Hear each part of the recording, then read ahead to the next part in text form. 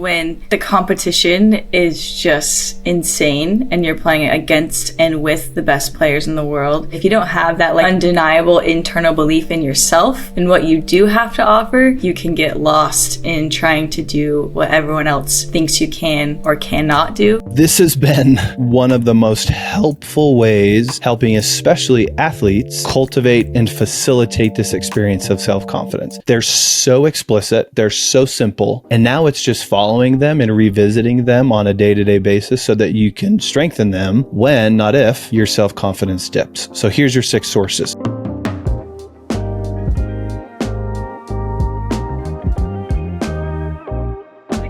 I'm excited. Welcome to Ditto, Dr. Matt Moore. How are you doing today? I'm doing great. This is our inaugural episode. I can't believe we're doing this. Oh my gosh, podcasters, here we come. Yeah. I'm doing great, by the way. How are you? You told me earlier that you had some dental work done, some major dental work done. Yeah, I got Invisalign yesterday. So if I stumble over my words or you can't understand me, that's because I'm still getting the lisp. Yeah. The lisp isn't a part of your speech. Exactly. Still getting used to this plastic in my mouth. But I'm doing well. I'm super excited to, first of all, start this podcast. And then second of all, talk about the topic that we're going to talk about today, which is probably one of the most talked about topics. But I think the reason why it's talked about so much is because it's so important in sport, but also just in life. And so today we're going to be talking about confidence. And I feel like it would be very fitting. Big one. Yes. To turn it over to you, Dr. Matt Moore, and give us, maybe give us like a definition or just a good starting spot on confidence for our Ditto discussions today. Yeah, well, thank you. Okay, well, yes, she called me Dr. Moore. Don't make me fix any of your bones or diagnose any mental health conditions. I have a doctorate, yes, but it is in applied sports psychology. So that's where I'm coming from. I essentially philosophize and profess. That's to the extent of what I do. So for those of you that are maybe, who knows, taking my advice truly to heart, just take it for kind of face value and experiment with it. Anyways. Still important and still quite the accomplishment, though, I must add. Oh, so thanks. Here we go. Okay, enough about me. Well, yeah, self-confidence is arguably the one topic that I run into the most, whether it's in the classroom teaching students, and definitely whether it's working with athletes or musicians or business individuals, coaches, etc. It seems to be a constant theme, and not in the best of ways. I think we all, to some extent, on some level, at some time period in our lives, struggle or have a interesting struggle with this concept in our human existence. Like you said, whether it's on the field or at home as a parent or as a spouse. Okay, I think, and this is my academic side coming out of me, I think it's helpful to have a running definition of what we mean by self-confidence. So, according to the literature, especially coming from my field of sport and performance psychology, basically what we're meaning by self-confidence is this belief that you can successfully perform a desired behavior. One more time, the belief that you can successfully perform a desired behavior, and that's coming from my guys Weinberg and Gold, just for those that are checking my references. The key thing for that definition is belief. That belief is key, and it plays such an enormous role in how we feel and in how we act as a result of the lack of belief, or as a result of the presence of belief, if that makes sense. I want to give a wonderful example that I think illustrates this definition beautifully. So let's go back to 1954. Roger Bannister is running the minute mile under 4 minutes. Why do they talk like that in the 1950s or 1940s? I don't know, but it's kind of fun. Should we bring it back? You know what I mean? Yeah. Yeah. Roger Bannister in 1954, and they're so fast and they're so high pitched. Anyways, he was a runner, and a really good runner at that, and he was the very first individual to break a sub 4 minute mile. So he ran it in 3 minutes, 59 seconds with like a fourth of a tenth of a second or a hundredth of a second or however seconds go. Barely got it, just under a second. The interesting thing is getting below 4 minutes during that time period, the 50s and the 40s, it was thought of as physiologically impossible. They didn't think the human body could do it. Yeah. Even really high intense Olympic runners like, no, we can get to 401, we can get to 4, but 359, 357, it's just not going to happen ever. Well, he did it in 1954. That's awesome. Here's the really interesting thing. In the next year, so again, prior to 1954, 0 people. Roger did it. In the next year, so 1954 to 55, there were more than a dozen runners that broke sub 4 minute mile. That's cool. Why? Because they saw someone else do it. It was this vicarious experience that we'll touch on in just a minute, this modeling. Mm-hmm. And then the belief was, oh, if Roger can do it, well then I can do it. And so up until then, runners, it was, they placed this psychological and emotional barrier or limit on themselves. Yeah. Right. And societally and systemically, it was, no, we can't do this. And so it was a very, in my opinion, it was a very important role of this belief component of saying, no, we can't do this. I can't do this, until somebody did it. They broke the barrier. They broke the limit. And it was, oh, maybe we can. Roger did it. I'm going to do it. Mm-hmm. And so, and this is where I want to get into your experience, Ashley. One of, again, illustrating my point, one of my all-time favorite shows, the greatest American European soccer / football coach to ever exist, Ted Lasso. Coach Ted Lasso. And I know every soccer fan will agree with that. I'm just kidding, by the way. Probably. Wonderful show for many, many reasons, right? But the main reason I love it, especially from this psychological standpoint, coming from the field of sports psychology, is he's all about self-confidence and all about belief. And if for those that have watched the show, there's this literal and explicit sign of just believe that he puts above his office in the locker room, right? And I have a sign, but I forgot to put it. Imagine a yellow and blue sign that says believe from Ted Lasso. I have it in my room downstairs. I'm not there, by the way. Again, it touches on this paramount, salient, important point of believe. You have to believe in what you're doing and being able to execute certain behaviors, and that is essentially self-confidence. Mm-hmm. Now, with all that to say, right, some illustrations, some definitions, here are some questions and discussion points, especially for you, Ashley, that have played at the highest level of this game of soccer and just in life. I think you have some amazing experiences that can touch on this. So here's a question / discussion point. You ready? I'm ready. I'm going to put you on the spot. Oh, boy. Let me take a sip. Okay. I think I'm ready. In your experience, okay, here we go. Yeah. In your experience, and Ashley's played, again, with national team, with club soccer, Washington Spirit, highest level of her domain, of her sport. Why is this belief so salient, so important, especially in a sport like professional soccer? Not just high-level soccer, but of the highest caliber. Oof. What do you think? Man, that is such a good question. I just know I can confidently say that it's probably the most important, especially when you are playing at this, I would argue that too, at this high level, when the competition is just insane and you're playing against and with the best players in the world. You have so many different opinions on how you should play, how you should live your life, how you should be a teammate. And so there's just a lot of outside sources, I feel like, coming in on you. And if you don't have that like undeniable internal belief in yourself and what you do have to offer, then I feel like you can get lost in trying to do what everyone else thinks you can or cannot do. And so that's why I feel it has been very important for me.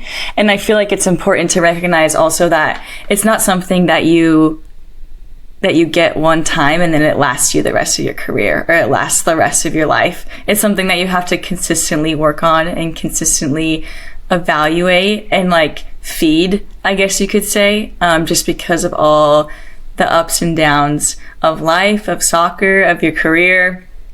It's never smooth sailing as much as sometimes we hope it would be. But yeah, that would be my answer to your question. And I really appreciate that story that you shared of Roger, because I feel like it's so fascinating. It reminds me of a book that I read and I love, and I can't remember the author, so I'll have to give him a shout out later, but it's called Endure.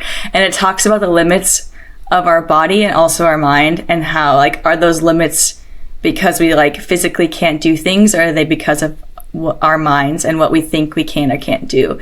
And it just talks a lot about limits, and it's very, very interesting. But you have Alex Hutchinson. Oh, there you go. Have you read it, or did you just look right? it up? I know of it, never read it, but I've heard some wonderful things about it. Keep going. Yeah. I just wanted to throw the author's name out there. No, thank you. I appreciate it. But yeah, it's so good. I think I might read it again just because I loved it so much. I need to read it. Yeah.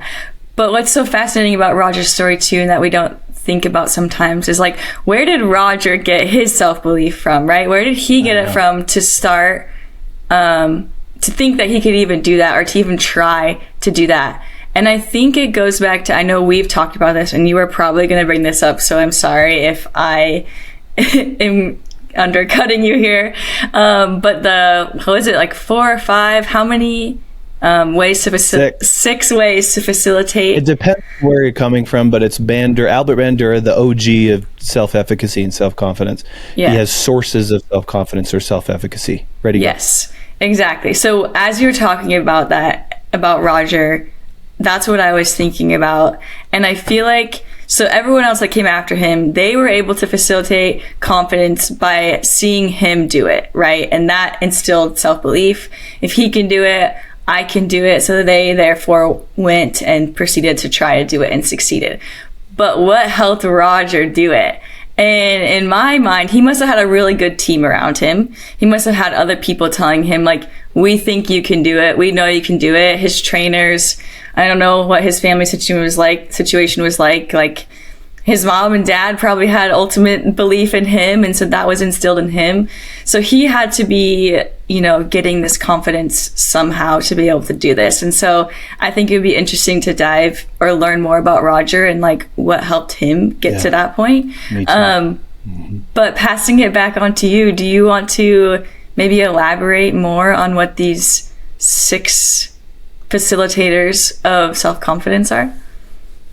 Yeah, I'm glad you said facilitators. I like that word, because it's just a facilitative source for self-confidence. And I'm glad you mentioned that in relation to Roger, because I don't know much about him. I know that he broke the sub 4 minute mile, right? That's pretty much to the extent of who I know who he was as a human being.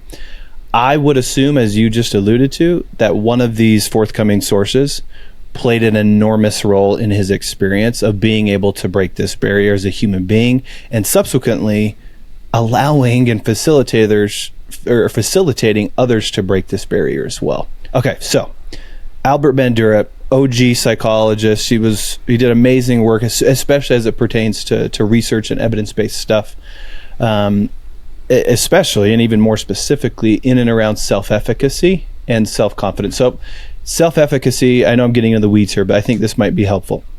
Self-efficacy versus self-confidence. Self-efficacy is essentially the belief in something that you can do specific. So it's more narrow-minded in the belief that you can do something. Like, I can very specifically have self-confidence in kicking a successful PK in soccer or shooting a free throw in basketball. Self-confidence is more broadly speaking. So you're backing up and in just into the entire game of soccer, I can do well, or in the entire game of basketball, I can do well. That's more self-confidence. It makes sense? Yeah, totally. I feel like I'm okay. Yep. Sometimes I feel like I'm too professorial. Anyways, here we go.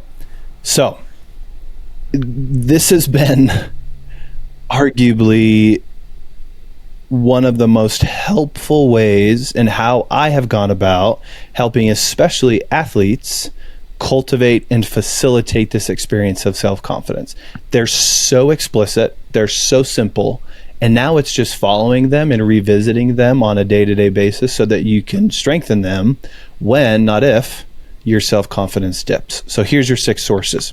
One is past accomplishments, and this is, according to the research, the most strengthening, the most advantageous source or facilitator that we can have as human beings. Think about it, right? I know we've touched on this for the last 5 years. Like, have you done well in this area before, even indirectly? And the answer is going to be more often than not, yes, right? So then you use that past experience to facilitate the present experience. Well, I've done this before. Whether it's exactly like it or somewhat like it, you can use nuggets and bits and pieces from past accomplishments to facilitate that. So that's number one. Mm-hmm. Number 2 is vicarious experiences. And I think I alluded to this earlier with Roger. This is essentially modeling others, right? So the individuals that were able to do it after Roger ran the sub 4-minute mile use this source, arguably, right? Like, they saw Roger do it, and it allowed their own self-belief to be increased and to be facilitated as a result of behaviorally doing what they needed to do to run a 3:59 or 3:50 or whatever it was after subsequently. That's modeling. And this one is interesting. And again, I know we've touched on this, Ashley, over the last 5 years or so. This can be a tricky one. Yeah. Because why? Why do you think vicarious experiences or modeling can be precarious in nature? Because I feel like modeling can get confused with comparison. And we all know ding, ding, ding. Yeah. what the dangerous road of comparison is. And I don't want to go off on a tangent about it now, but I'm very passionate about this comparison topic because I feel like in my world of sports, it happens so much and it's so dangerous. Anyway, so there's your answer. It's because of comparison. Yeah. Yeah. I mean, I appreciate the transparency. It's interesting because if you're not really cognizant of it and when you're using this source, it can be quite the dangerous avenue for especially your belief system, this idea of self-confidence, for sure. So that's number 2. Yeah. Number 3, a really interesting one, is verbal persuasion. And so this is essentially what we're saying to ourselves and what others are saying to us. And I know, again, you and many people out there, because I know we have millions of followers listening right now,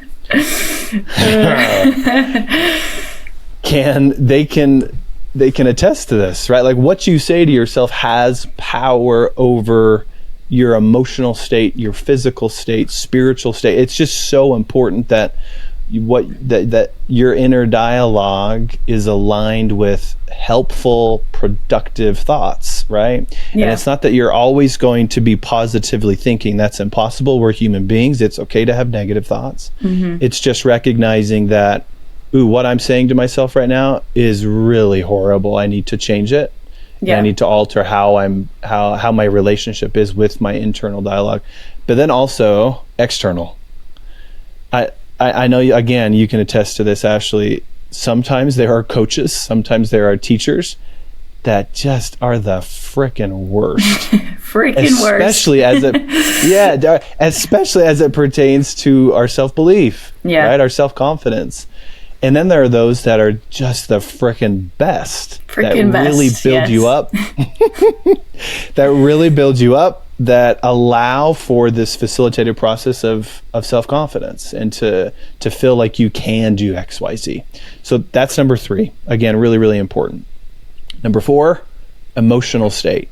using sad, mad, glad, happy, etc. to your advantage to perform XYZ, because our emotions have an intimate and direct connection to how we perform, our physical and behavioral components, and to how we think, right? So the emotional state. Number 5 is physical state. And golly, especially in a sport like professional soccer. Yeah. Like if you're not fast, if you're not agile, if you don't have good tactical skills with the ball, it's going to be detrimental, right? And I know especially athletes can touch on this, but not just athletes. I mean, business individuals, the fitter you feel physically, the better you quote unquote look in the mirror, the more confidence you're going to have. I mean, why do so many people go to the gym? Yes, it's to quote unquote be healthy, and it's to be stronger and faster, but it's also to look good, right? You want to, when you take off your shirt in the mirror, especially as a guy, you want to look strong and big and sexy. Yes. That directly correlates with self-confidence, obviously. Yeah. Mm-hmm. And then here's the last one, and then I want to get your thoughts on some of these sources or these facilitators, is what Dr. Bandura calls imaginal experiences. I'm going to throw in visualization, that word in there as well. And so coming from sports psychology, visualization and imagery are huge. They fall under this large umbrella of mental rehearsal.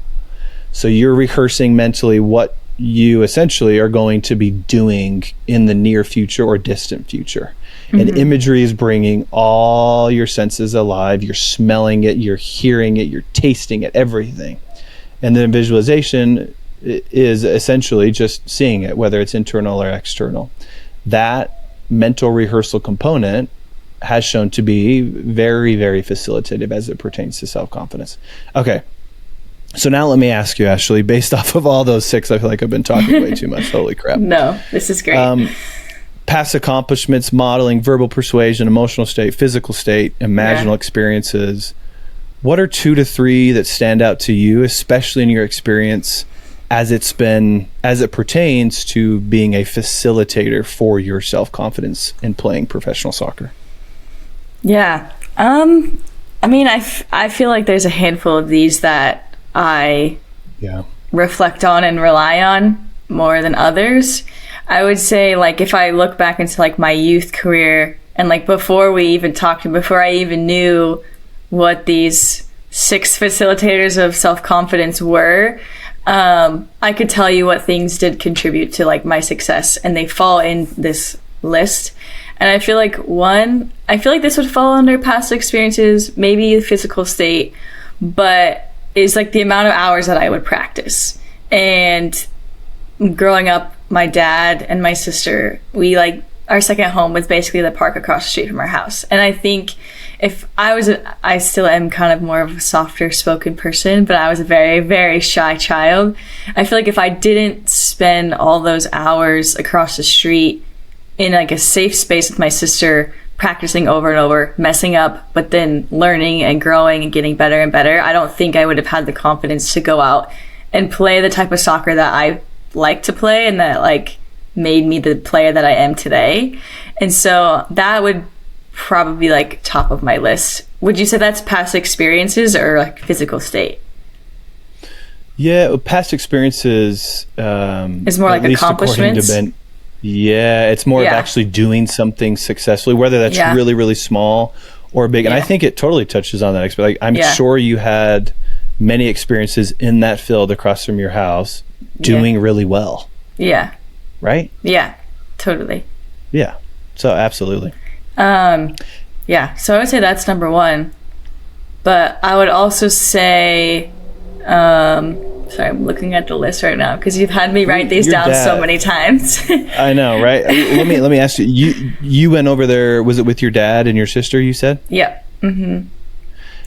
I would imagine, in just indirectly knowing your dad, I've actually never met him. I would love to shake your dad's hand one day. Maybe we'll have to have him on the podcast because I'm sure he'll have lots to share. Yeah, that's a great idea. Yeah, parent of an athlete. Yeah. I would imagine verbal persuasion. Yeah. Played a role with your dad. Would you not agree? 100%. Yeah, that's the second one that I was going to say is very close. to either physical state or these past experiences. But yeah, my dad at times, I sometimes feel like he still does have more confidence in me than I have in myself at times. And I think it's a great dad. Yeah. When I was younger, like, he was just always instilling that confidence in me. Like, you can do this, or like, if it was something I couldn't do or a new skill or trick that I was struggling with, there was no doubt in his mind that if I just spent extra time practicing, or if I put in a little bit extra hard work, that I would be able to do it. And so that facilitated so much confidence and self-belief in myself, but also in my sister. And yeah, I definitely wouldn't have made it this far in my career if it wasn't for that exposure to that type of like undeniable self-confidence and self-belief at such a young age. And I feel so blessed that my dad is my dad. But yeah, I would say those are probably the top two on my list of self-confidence facilitators. Yeah.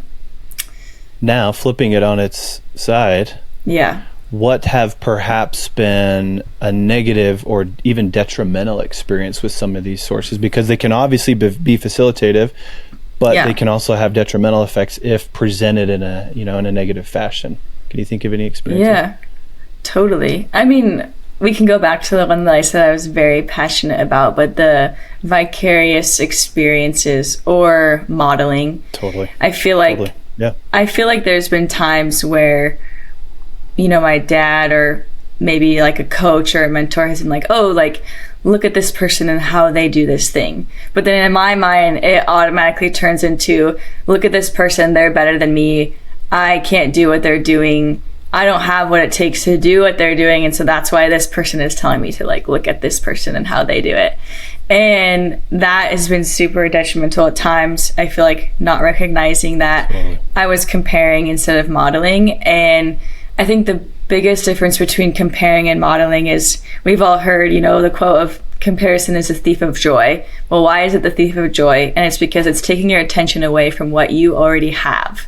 And so I feel like comparison is when you're like, you're trying to go this direction, you're trying to go straight, but then you completely turn your head to the right and you look at this person and completely forget where you're going and what you have in your own toolbox to make it there. And then modeling is going forward, but reaching your hand out to the right and grabbing something that this person has, putting it in your toolbox and still going forward, if that makes sense. I love the way you explained that. Yeah, no, that was beautiful. What came to my mind just from an image standpoint, you have that amazing picture from the Olympics a number of years ago of Michael Phelps racing, doing the butterfly in the pool.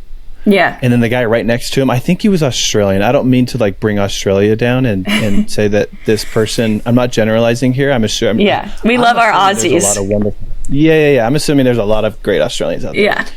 Anyways, the individual right next to him that took second, I believe, he's not looking ahead doing his butterfly. And this is me doing my butterfly. This is how I do butterfly.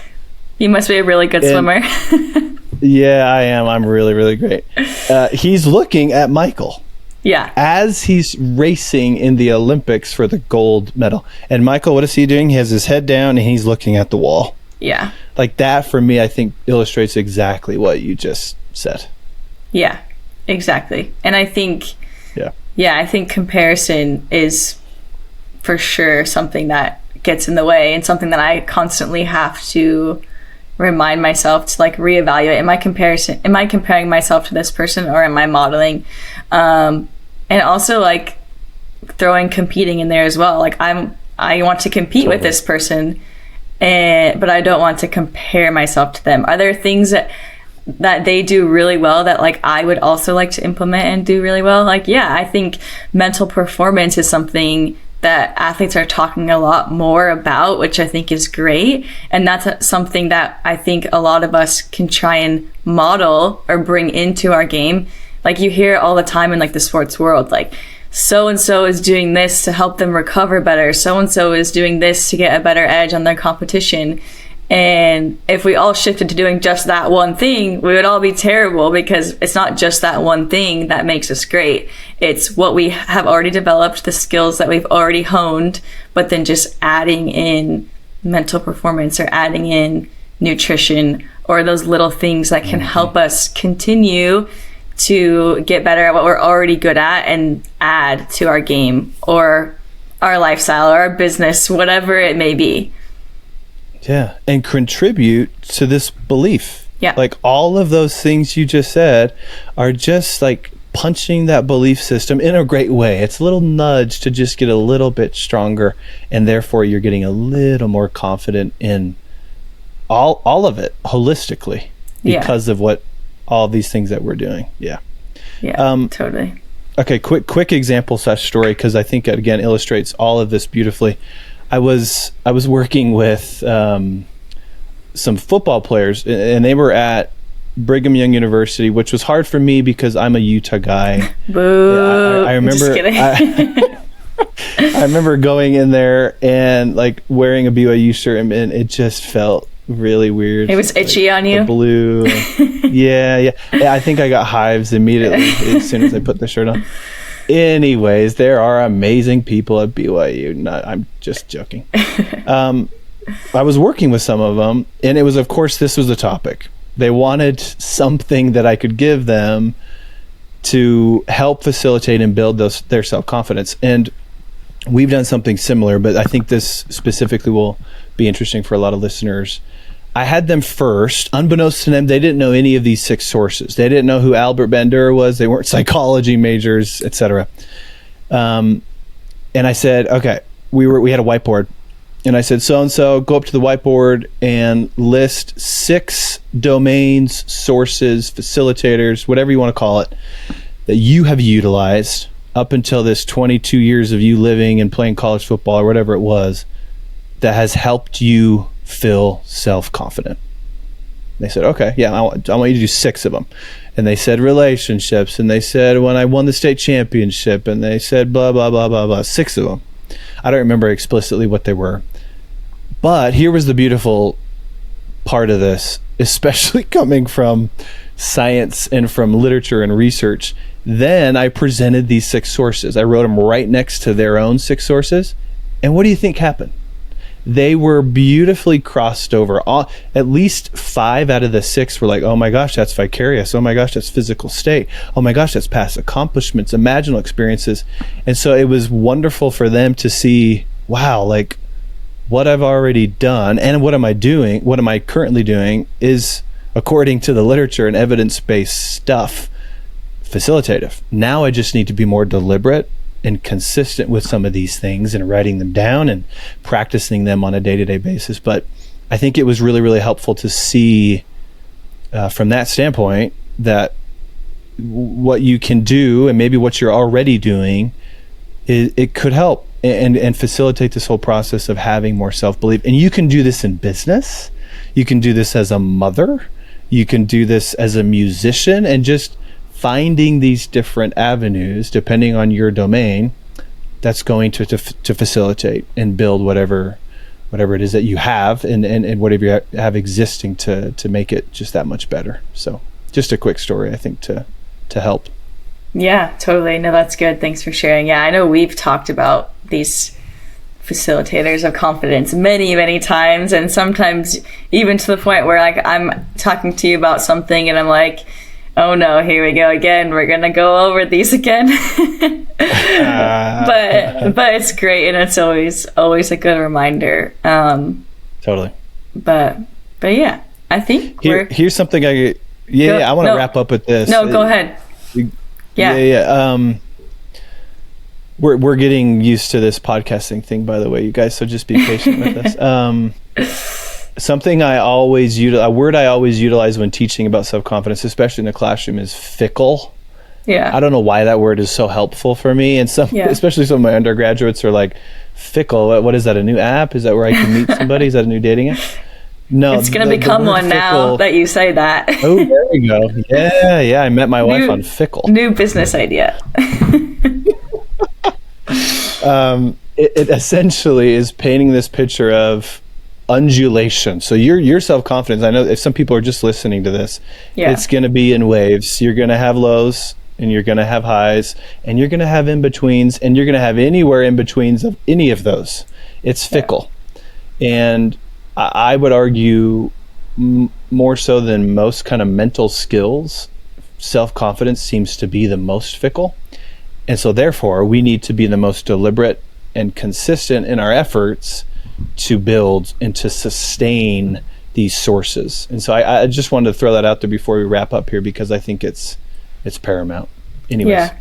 No, I think that's a great point to bring up, especially as we end here, because I'm sure we're going to be talking about self-confidence and confidence a million more times just because it is something, like you said, that's so fickle and something that has so many different nuances in it, especially when it comes to just all aspects of life. Like in soccer, like what off the pitch is influencing my confidence, what on the pitch is influencing or hurting my confidence. Like there's so many things that we could, I feel like, dive deeper into, and I'm really excited that we're doing this podcast so we can continue to learn and grow and help ourselves and help others facilitate more confidence and self-belief. Because I mean, 6 facilitators, like that's a lot. Within those 6, like we could probably talk about each one for an hour or more. Totally. And maybe we will. Yeah, maybe we will. The sky's the limit. We'll see. But yeah, I'm super excited that we're doing this, and I appreciate the story that you shared about Roger, because it really, I know, resonated with me, because I feel like there's a lot of things in life that we haven't seen other people do, so we decide not to do them. And I think that's such a silly mindset, because it's like, if no one else has done it, why not be the first? Like, that's super exciting. It may be scary because there's not a blueprint, but how cool is it to think that you can be the one creating the blueprint? And not to be biased here, but I feel like Michelle King and the Washington Spirit, I feel like that's something that we are doing. Totally. Thanks to Michelle and her leadership style and her way of thinking. And it's super, super contagious. And I think that's a way of thinking that my dad also instilled in me. And so it's super fun to hear about other individuals who have that mindset and that way of thinking, because it is rare. But it's super fun to be a part of. So thanks for sharing that story. Yeah. Well, ditto to all that. Ditto. All right. Cool. Well, thanks. Well, we can wrap up from there. That was a great conversation. I think, well, I'm hopeful that we learned something, and that, there were some things that were interesting and hopefully inspiring. So go out and do, people. Implement, be deliberate, be consistent. You can do it. We believe in you. Believe. Coach Lasso, she's right here on my shoulder. Just believe. Okay, here we go. There you go. Wonderful. Beep.